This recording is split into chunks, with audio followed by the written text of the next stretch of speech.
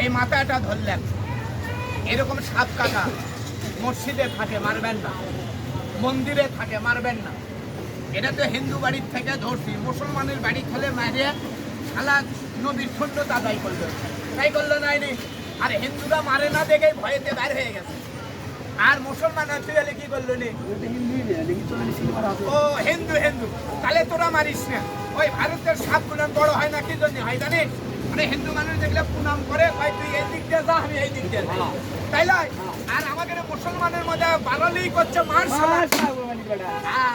মারে, এই ছোট সাপ যদি বালাই মারে ফেলে দেয়, শুধু বড় হয় না। ওই জন্য ভারতের গুলা হলো কিং কোবরা।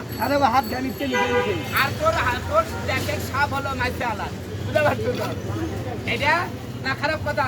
ওই দেশত বড় হয় দেখে কিং কোবরা, আর আমাদের এটি কি মাইসে আলাদ।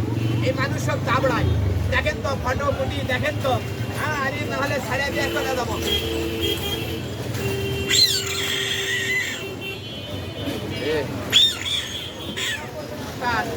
এদিকে আসেন ও ওস্তাদ, ওস্তাদ ঠিক আছে না কাকা? উনি যদি মারে তো বিশ্বাস করেন আর বিষও পাতলা, কয়েক মিনিটের মধ্যে মারা যাওয়া যায়। আপনার বেলাও তো আমার বেলাও যায়।